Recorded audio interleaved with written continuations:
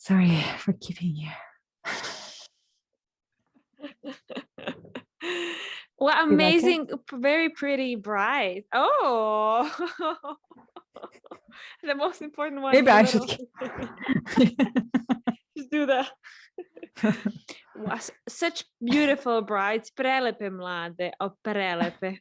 Do you like them or not? Yeah, I love them. I love Okay. especially the one who's like, who's into the role. Shy bridesmaid. Dobar dan. Dobar dan, ovde Ivana Ovde je Maki. and we have an amazing episode prepared for you, as you can see by judging by Maki's background. Yes. You see, guys. Can you guess? What we're going to talk about? Yeah, we're going to talk about weddings, Serbian weddings, Serbian weddings and weird traditions. Mm-hmm. Weird traditions. Some of them may be very general, some of them maybe not. And we're not going to tell about every possible tradition because I started Googling them and I was like, there's no way we can fit that in half an hour. No way. So forgive us. But we're going to talk about the things, I'm going to talk about the things that I know and that I experienced. And Maki's going to tell you guys what she heard from other people. Have you seen anything?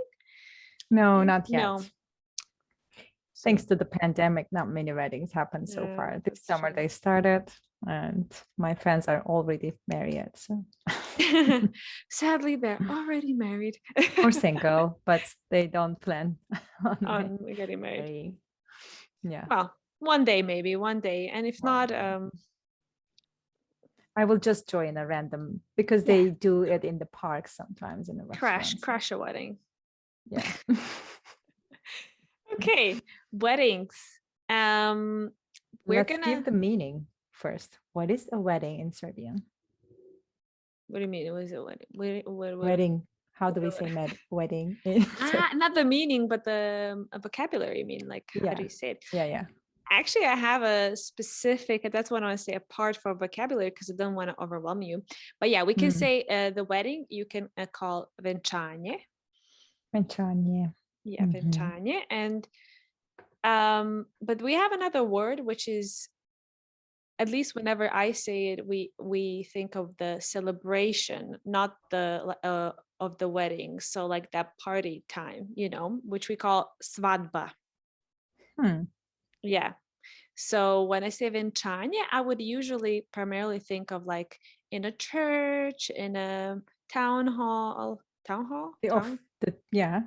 official ceremony you're referring to. And svadba, I would think of svadba. It's like the dancing. Actually, there's a song like this. Svadba, something. I'll have to play it to you. It's it's such a typical song. If you hadn't explained, I would literally think the opposite, because svadba sounds like slava. It's more formal to me, and venčanje is like an action. So interesting trivia that I didn't really connect. Venčanje is derived from the word venac, which actually means, and I didn't know this word in English. It's not wreath. It's, how do you call this thing that you put on, like the flowers and the crown? It's not a crown, because it's wreath. Wreath. I think it's not. That's not how you pronounce it, but it's basically like this typical, branches and like flowers and so on. That's venac. Okay. And that's where we put that on during the ceremony. Well, at least before they used to. Now they put a crown, but that was the meaning of venčanje. Oh, because of that. So the bride is more important in this word then. No, both of you get a crown. Both of you. Okay. It's not just... Okay. All right. Yeah, exactly. So because if they do that during the ceremony, that's why venčanje is usually, I think of it as the ceremony. I see. Good. Okay. So how does it start? would be the question, but you want to say something else. Yeah, I actually wanted to say, I wanted to discuss like why marriage is useful in Serbia and what the meaning was before, like how it all started. And I wrote some things down, and basically it was, as almost nowhere, it was not this romantic connection that you have and you're in love, but it was for connection, right? Like a family connection, but like combining two families so that you are stronger, you have a bigger wealth, and so on. So that was like primarily why you did it. And I want to say that we actually do not have bridesmaids and best men. Do you have that in Turkey? Yeah, we have a name for that, but it's a bit different from, I guess we have best man, but not bridesmaid. Okay. We actually have, so we have kind of one maid of honor and one best man, but they're called kum, and kum is for the best man and kuma for the maid of honor. But that meaning, like the kum and kuma is the same thing you use when you say godmother, godfather. Oh yeah, Yeah, that's true. I heard that in that meaning. Yeah. So you have to specify like kuma. She was kuma on my wedding. Kuma na venčanju, kuma. And if you say just moja kuma, then it's usually godmother, right? So why do you think they are similar? Because like the roles are kind of similar. I think that the goal of having kum or kuma, in whichever shape or form that is in this case, it's like a sacred connection. So you are promising to have a sacred relationship with someone, and that's bigger than life, basically, kind of like that, like a marriage, right? So I probably because of that, because it's the same weight, you should kind of like treat them as your family. So probably that's why you use the same name. I'm not sure, but I'm guessing. Makes sense. Yeah, and that kind of goes back, like hand in hand with what I just said, because if you have a best man, then there's a saying called "kum nije dugme." Have you heard that? I didn't, but I understand what it is. Dugme, viola digme. I know dugme means button. Kum is not a button, right? Which basically means like, don't just push him around. Don't just like don't treat it as anything. Treat him as sacred. Like don't use him. Don't do these things, So like you have to respect him. You have to be very intentional when you're choosing that person, That's an important, respectful person. Yeah, exactly.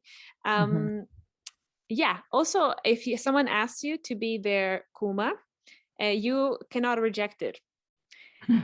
This is a thing. That's a big responsibility. And it's a thing that is like no one's allowed to reject. It's like bad luck or something like that. So basically someone asks you and you reject it, it's such a moment. Like actually it was quite funny because my sister had a situation like that and she was shocked. For her it was betrayal, So yeah. Do you have to be a single girl to be kuma, or you can be married with kids or without kids? It doesn't really matter. It doesn't matter. The only thing that matters is I think that you have to be baptized in, you have to be, I think, Orthodox. I think. Actually, some churches will probably be okay even if you're a Catholic. And I don't know about other religions, but you have to ask a specific church. But so usually, and I don't know how it is nowadays because of the LGBTQ and everything, but usually the bride would choose a girl to be her bridesmaid and or like maid of honor, and the groom, would choose a guy to be his best man, right? That's how it was. So you have one, and pretty much they have the same role. They should like organize the bachelorette party. Yeah, exactly. Stuff like that. So basically there to be your support. Okay. Traditions. Let's go for traditions now that we kind of explained. So yeah, the funniest one is in the beginning, to me, to be honest, this buklia thing. Yeah. I haven't seen a real buklia yet. Oh, I Just seen have. in pictures. Mhm. Yeah, I have. And it's a kind of like an older thing. I think nowadays probably no one does it. You know, before you couldn't just like buzz anyone and like call them and like, hey, I'm inviting you, whatever. You would actually have to go from door to door to ask the people to like to invite them. So but at least what they do in my area, and you guys, I live in Vojvodina, so most of the things that we do, like most of the things that I'm gonna tell you, is the things that I saw over there. But probably, you know, there's more, and also probably some things are also in the rest of the country. So the father and or the brother, they go with buklia, which is the bottle, like it's just like a glass bottle, I think, which is covered with, I think with it's not wooden, but it's like, oh my, it's not way, I don't know how to explain it, but it's like a specific way, type of bottle, and inside it usually rakia is there, of course. And then you go from door to door, whoever you want to invite, and then the guests should drink, and then they should tie something. So usually the thing that I've seen is to tie a towel. And I'm guessing, when I heard that, I mean, when I saw that, I thought maybe before, you know, that was a way of kind of collecting things for your house, right? Like if they would put the towel and like, now you have 10 new towels, or, you know, because you don't really go to every person if you have a 200 people wedding, right? Like, so you don't really go to everyone. You can, but it would probably be a lot of work, but probably you just go to your nearest and dearest people. So you can tie a towel, or you can also give a bit of money symbolically to kind of help. That's actually the opposite in Turkey. Yeah. The person who goes to invite the guests leave some gifts. Like, here's the gift, we invite you, so come back, join our event with another gift of yours. So you need to return the gift in a different way. That actually, I don't know how it is in Turkey, but also something that I missed saying was that a lot of the things that you're gonna see, like, or hear us talk about is about the wedding, is how you can earn money during the wedding or during that process. And it makes total sense, because you as newlyweds, you don't really have a lot of money, so you need to kind of collect it.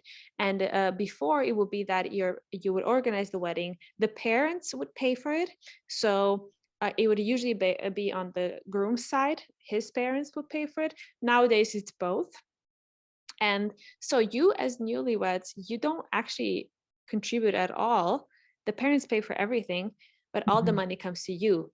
And then you just take the money, buy a house or renovate a house or buy furniture, whatever you can. So that's like a good start. That's why we have a lot of traditions where people give you money. Makes sense. Yeah. So yeah, that's what happens before, how you can invite people. Obviously, you can also they also share something. That bottle of rakia is filled with rakia, so they give a glass of rakia as a gift, right? No, they just drink from the bottle. They don't leave but the bottle. the invitees drink it, right? Yeah, that's true. So that's a gift. It is. You're kind of treating them. Yeah, that's true. At least something, you know. Okay. Then obviously there's a lot of rituals before going to church. And usually for us, you go to church around noonish, a bit later. So it's not later in the evening. It's like 1, 2, 3, maybe 4 would be like, that would be very late. But you know, if it's crowded, then but around noon. So can we say that the ceremony starts with the church? So visiting the church. The ceremony, yes. The ceremony is in the church, and later in the town hall, if you want to go. Actually, like, I think nowadays you have to go to the town hall, right? But you can choose if you want to go to the church or not. That's up to you. Optional. Yeah. So, okay, before the church, very typical, buying the bride. I think this is like a very universal thing that in other countries they have. Yeah. So bribing. Yeah, bribing. Traditionally, it was like giving dowry, right? Like, which we call miras. So paying the family of the bride, basically. Then I read this, that it was in Serbia, it has been forbidden, or Serbia, or this area, Yugoslavia, it has been forbidden since 1846 by Aleksandar Karađorđević. So it has been forbidden. So nowadays it's just there as a joke, basically. Just to have fun, to entertain yourself. And you basically go to the bride's house, like the groom, his side of the family, they were like having fun at their house in the garden or whatever. And now they all go with their cars, with a flag as well. They go to Serbian flag. With this obviously Serbian flag, yeah. And then you can also honk or whatever. This is like a typical thing we do. And you go to the bride's house. And then usually you negotiate the price. And usually, I mean, it should be someone like the brother that should negotiate the price with the bride's side of the family. But at this point, it's like anyone who's entertaining, anyone who's funny, everyone pitches in, and you always have to make a story out of it. So there's always jokes, and probably this photo is also one of the kind of funny things. Yeah, they're stealing the bride there, I guess. Right? Actually what happens sometimes, what they do, they're like, we want to see the bride, and they're like, and the bride side of the family, they're like, okay, fine, we're gonna give you a bride. And then one of the guys dressed up in the wedding dress comes out, and they're like, you wanted a bride, there's a bride, there's a bride, Yeah. And then they send another one dressed as a bride. So, and then finally the third time is like, okay, you can actually find videos of that on YouTube. I saw several. Yeah. Maybe we can leave some links under the description for that. Yeah. Also, when the bride gets out, she puts a white scarf on Dever, and Dever is the brother of the groom. And Dever. Exactly. Okay. Yeah. Do you have something that happens before the church? Not before the church. The things that I've written actually are mostly after, especially when the bride goes into the house. Okay. Let me continue. I already mentioned carrying the flag, and probably that's the same. I don't know. You have the same thing, probably. Do you? Yeah, and obviously the guy that's carrying is called bariaktar. It's taken from battles, right? It's like nowadays we don't have battles, but we still call that person bariaktar. It's usually the person is on the groom's side, and they're carrying a flag and a bottle with rakia. Again, we have a bottle with rakia, and it's very like, so basically when you buy the bride, you stay there for a while, for an hour or so, to dance, and there's always music, and you're just hanging out before you go to church. So you're happy and everything, and drink rakia, right? I also want. By the way, one thing: do they try to make the groom drunk, or the groom drinks less, or how is it? Like, who drinks? Like, do they drink? Do they try to make the groom drunk? No, I don't really remember anyone doing so, but I think they try to make everyone drink from the bottle at least once. So that's the point. Like, this is like kind of like this thing that you cannot reject. Like when you go to someone else's house and the first time and they offer you a raki, and you're like, no, it's your first time here. You have to try it out of respect. It's kind of like that, Okay. So you probably have some stories about someone getting drunk. Probably. I mean, who knows? Before we continue with the show, here's a quick reminder. This podcast is free for everyone and supported by listeners like you. We hope that this podcast is useful and convenient to you. This is a labor of love for both of us. To help us continue creating useful content for everyone, we will appreciate your help. If you have the means, you can support us in different ways. You may just go to buymeacoffee.com/Mozdekafa podcast and send us some cups of coffee. You may also become a member of our show on patreon.com/Mozdekafe and get extra benefits like bonus content, full transcripts of the show in Serbian, or even join us on the show. We rely on your support to help everyone more in learning Serbian language and culture. Thanks for joining us today, and now let's get back to our episode. Before we even go to church, I just wanted to mention that, it's very like normal for us to obviously decorate everything. So you decorate the cars, and it's usually these bows and, like with flowers or whatever you want. Then you also decorate, you give like an embellishment to the guests. So, do you have the same thing, like that you put something on their wardrobe or like? No, the gift is like to their cars, because normally there's like a line of cars follow the bride's car, bride and groom's car. So they tie something shiny, like something colorful, to the mirrors of the cars, and that represents and that is a kind of gift to the guests. Yeah, because you have to know that you're part of the wedding, right? Like everyone else, if they see you honking, you're not just this crazy person honking. It's actually you're part of this joyous day, right? So we do that, but everyone gets kind of like an embellishment or something on their that you like, how do you call it? Like attach it. Yeah, so before it was literally a pin. It was like a needle or something like that, like a pin. And you would have, usually we would use rosemary.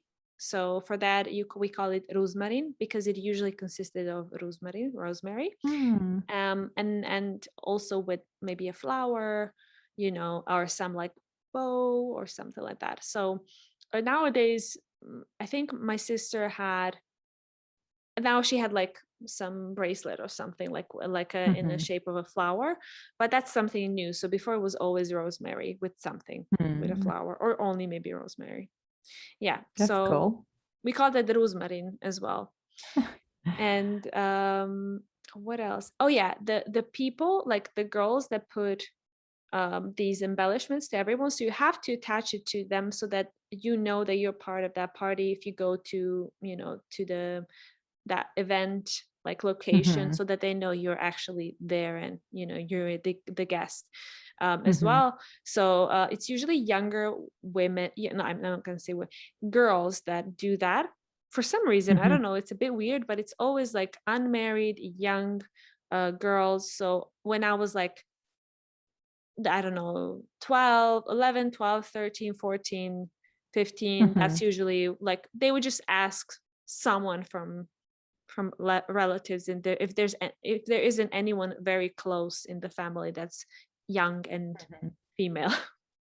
That's interesting. Yeah, I don't know. That's the old tradition, probably, because back in time, the young girls were the servants of the family, like they bring the tea or stuff, maybe. Yeah, makes sense, actually. Maybe that's also a good way to meet people, right? I don't know, like when you're young and then, for the future to plan already. I don't know. But oh yeah, another one is decorating the bride's fence. So with flowers, and again with like any type of decoration. So what we did for my sister's wedding is, so we like a fence, a gate is just like very flat. They added like an arch.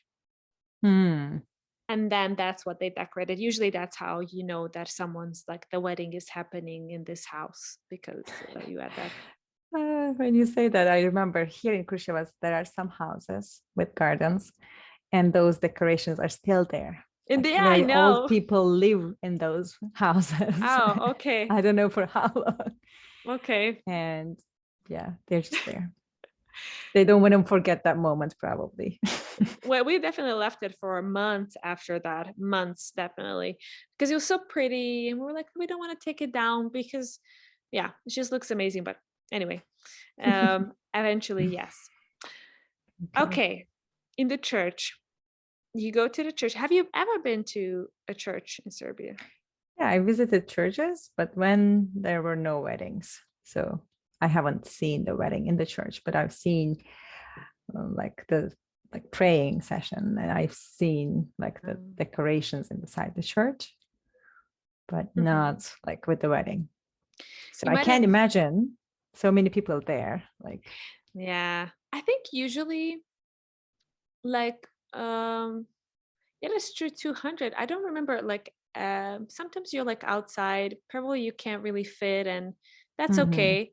But as you remember, we don't really have, we have some seats, but it's not like this typical like Catholic benches and then there's a room, but you're basically just pushed into an empty room. There's some seats on the side, but that's it's true. very uncommon to just everyone to sit.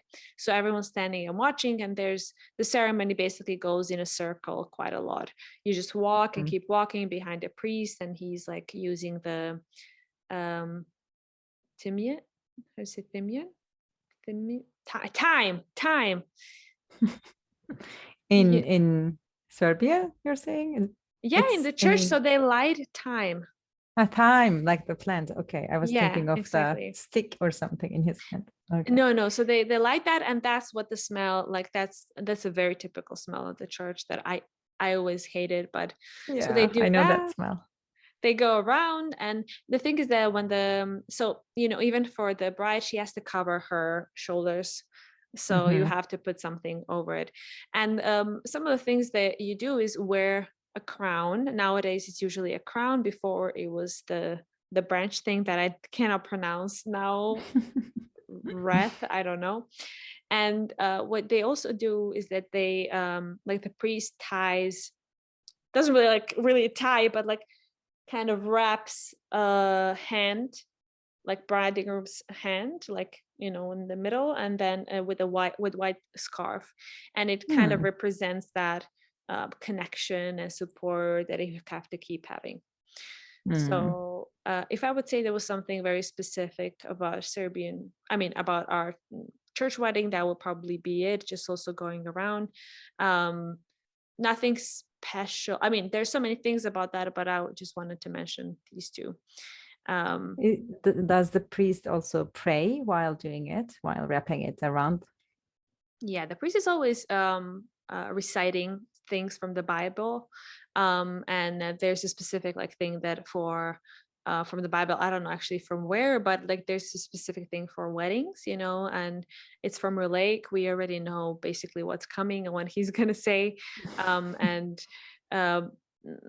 the way he's speaking, he's not really speaking for you to understand. He's doing this very typical. I think I kind of told you we have a very specific way in church. So there's not singing, but it's something in between. So if I want to say, this is okay, I'll just say something. Danas je divan dan u ovoj crkvi, evo svi smo se našli amin. Like it's kind of like he's a bit reciting, and then some people in the back say amin. So he's not really singing, but he's not really speaking, just I see, in between, obviously. Yeah. That's and then sweet. Yeah, and it's a quite a nice ceremony. It's just there's no vows, by the way. There's nothing. You just have to say, he's saying like, are you renouncing your sins or something like that, and you say yes. Are you willing to take them as your wife? Yes. And that's basically it. There's no kiss, as far as I remember, and that's very unromantic, but that's just what it is. Yeah, I can picture after tying the arms. Yeah, like oh my god. Do they leave the church with tied arms or no? And also you the kum and kuma, they go behind you and they carry one candle that they light, and yeah, that's basically like there's a lot of things about it, but yeah, it's just like a slightly different ceremony. Yeah. And on the only things I'm going to tell you about the celebration, because I actually didn't write a lot about the celebration. You have to tell me some more things, but I just wrote down like another way how to make money. There's this I know it's horrible, but that's just like for me it's totally normal. Like, oh yeah, great, you get money. Actually, as soon as you get the embellishment, you put money in. It's usually like 200 dinars, 100 dinars, 50, 300, depends on how much you want. So as soon as you get that embellishment, so you put that in, and then also a part of that goes to pay the girls. So it's not, they get maybe 10 euros, but still for you as a, like a 12-year-old girl, you're like, score, 10 euros. Oh my God. So that's one way. Another way, there's a wedding cake, but it's called, what did I say? Svadbena torta. And as far as I know, that cake is not this like, not this like 2, 3, 4 floor amazingly made cake. That one is more kind of symbolic, where you can cut the cake. But the other one is more like this very plain, like square, cake, a rectangular, whatever. And the point is that the both of you, like the newlyweds, you cut the cake and you distribute it, the both of you. And then as soon as you give a piece, people give you money. I again. see. That's good.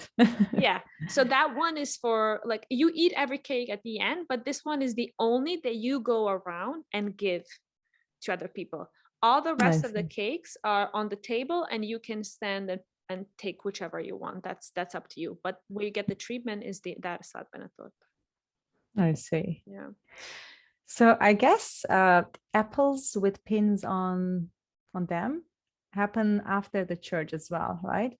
So here I heard like they put some pins on the apples, and then the groom has to kind of smash it or throw it to the floor. And the pins, if the pins come to you, you are the lucky ones who either will get married or will be prosperous. So I didn't know that. Know that. I forgot to tell you about also there's a tradition, like when the groom goes to the bride's house, before even entering or like, going in, he has to shoot an apple to show his skills, basically. And yeah, I'm glad that it's just an apple though. Yeah. Nowadays, I think people just don't do it because not everyone just carries a gun, like before when everyone had it, it was quite normal, but who needs to hunt right now? No one. So that's why you don't really need those skills, but yeah. I see. Yeah. I mean, the celebration part. Yeah. I heard about the cake, and then the dances start in a nice place. Yeah. So the bride should have some comfortable shoes there, I guess, because the bride and groom are the ones who dance the most. Yeah, you have to. Yeah, you have to entertain. I mean, kind of when you go to the wedding, if you're sitting down, you must not love the newlyweds or something like that, because why are you there then? Like, this is a celebration. Like, I, as a sister, had such a big responsibility to keep everyone hyped up and like for me to be also in a good mood. So because I should be the happiest, one of the happiest people over there, right? There's no time for me to sit down. I definitely did not eat enough, I can tell you that. I can imagine. So after these dances, I want to say the things that happen when the bride goes into the groom's house. No, kidding. I'm kidding. Do you know what I'm saying? Like, what happens at night? Before that. How's it? Throwing a sieve, for example. Have you heard of it? The what? Throwing a sieve. Yes, I heard of it, but you can say it. Yeah. So I guess the groom was doing that, like before the bride. I think it's the bride. Yeah, I've never seen anyone or heard of it, but I'm pretty sure people know about it. Yeah. Yeah, I think it comes from the agricultural times. So the bride throws a sieve, or sito, I guess, on the roof. So imagine that's not an apartment building, just a house. Yeah. Who can do it now? So if it stays on the roof, that means their marriage is going to be very fertile. They're going to have lots of offsprings, and it will represent the fertility. Nice. And the mother-in-law, oh my God, does she do anything in Vojvodina to welcome the bride? There was something I read, but no one told me about it. I forgot now. So the mother-in-law gives honey to the bride. So say that I wish your marriage will be very sweet, like everything will be peaceful. Here's a jar of honey, I guess. Again, it makes sense with like everything, like the agriculture plus the honey that they would make. Honey is such a big deal in Vojvodina, like it's seen as such a healthy thing, you know. So by the way, the mother-in-law of the groom also makes something.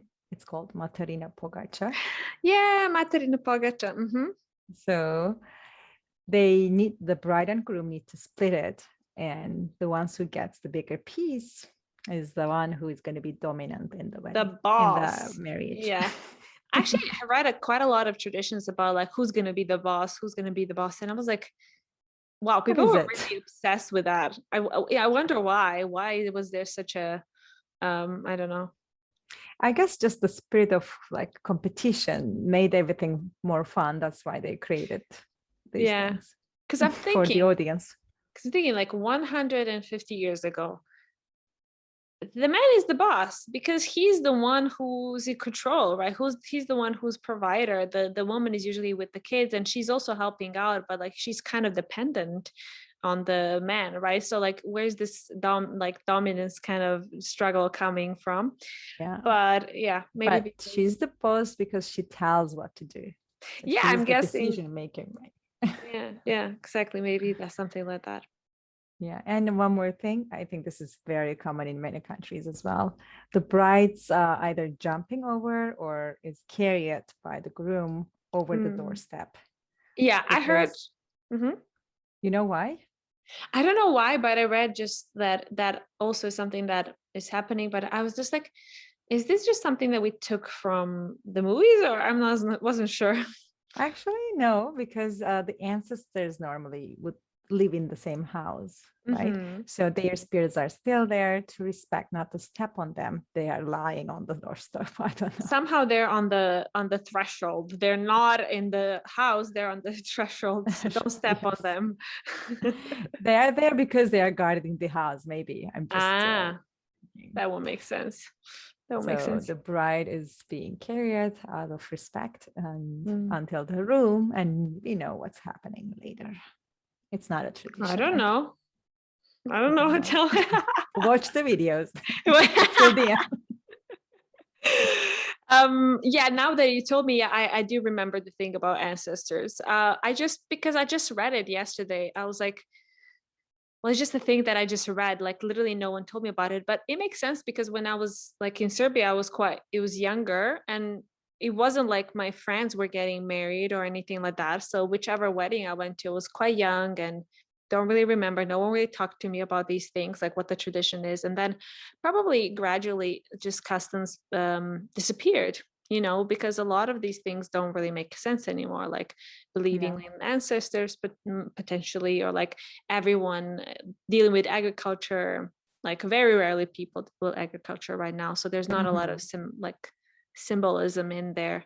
So I probably the generation that kind of skipped through all of that and is a bit ignorant about all of these things, but probably for centuries they were quite normal.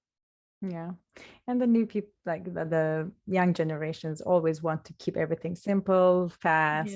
You know, that's why I guess they're not doing it that much. Personally, I didn't want to do any of these, but just because of the pressure, I had a couple of them. I mean, honestly, for me, even like I'm not really attached to getting married or getting married in a church, but if that would really mean to someone from my family, I wouldn't be against it, because it's not like I am against religion. It's just that I'm not such a believer that I would have to do that. But yeah, I am baptized and so on. So for me, that will be okay. But I think it's more for like other people. Yeah. Okay. Can I just go quickly through the vocabulary, some of them? Yes. So let's do before we end it, so we have wedding, which is venčanje, and svadba. Also, wedding guests are called svatovi. Svatovi. Svatovi. Okay. Newlyweds are mladenci. Like Mladenci. mlad, right? Mlad is young. Mladenci. Young. Yes. Marriage is brak. Brak. Yeah, brak. Sounds like blood to me. Brak. Yeah. Brak. It actually kind of sounds horrible. Like you would say, ja sam u braku. I'm in a marriage. Yeah. U braku. Okay. Mlada is bride. And ending in a. So which is basically, mlada actually means, if you think about it, only young, like feminine, in feminine. Mlada Ivana, mlada Maki, right? But just mlada, slightly differently pronounced, is bride. Groom is mladoženja. Okay, wait a second. Mladoženja, but I get it because ženja is woman. Mladoženja, so the young of the woman. Actually, ženja for me would be more like ženiti means also to get married. So who's getting married? Then we have miras, which is dowry. Is that how you pronounce it? Dowry? Dowry, yes. Yeah. Wedding cake, svadbena torta. So torta we usually use for cakes that have like a birthday cakes, wedding cakes, anything that's a bit more upscale. There's like whipped cream and they look really nice, you know. So these are torta. And brother-in-law, or the groom's brother, is dever. Yeah, dever. Like devet. There is one more thing I forgot to tell you. I think it's so crucial in this episode. There are different ways how you can say that you got married, and it really depends on who is saying it. Feminine, masculine, obviously. Yeah, but we use different verbs. Yeah. So if you want to, and there, I think they're reflexive. So udati se is only for a woman. Yeah. Udati se. And that means if I say udala sam se, that means I, as a bride, got married. You can actually also use it if you just start living with your partner. Yeah, before you get married. And I'm pretty sure before that really didn't matter because people didn't live before getting married. They lived together, right? So it was always at the same time. Yeah. If you are a guy, so you can say the verb is oženiti se. Yeah. And that's that's where the ženitba, like the getting married. Ženiti. Is it ženiti? Ženiti, yeah. So that's for men. Okay. Oženiti se is like kind of perfective, like it's like done, completed. Yeah. So you can say if I'm a guy, I can say oženio. Oženio. Yes. Oženila is impossible because women can't say udala sam se. And then if you want to say that they got married, you can say venčali su se. So he, she, and they have different getting married verbs. Yeah. You put the bomb at the end, Lena, thank you. I know, I'm sorry. I just remember that. And also, there's another verb, uzeli su se, for both of them, which means basically, uzeti is to take, right? Yeah. So kind of like they took each other. They took each other's hand or like something like that. Uzeli. I see. Yeah. That's cool. All right. We will write them down so that everybody will read. Sorry. And then I will add them in my quiz. That's hard. I like that. That is quite hard. Quite hard. Okay, that's all. Obviously, there are many more traditions. Thank you, Maki, for adding these traditions because I wasn't really like confident of talking about that because I wasn't really into them. Didn't really know much about them. So thank you for adding your 2 cents. Thank you too. And everyone can add their own traditions or the ones that they heard in the comments and in emails, however they want to share. Yeah, exactly. Okay. Thank you for sticking around and see you in the next one. Yes, vidimo se. Prijetno. Prijetno.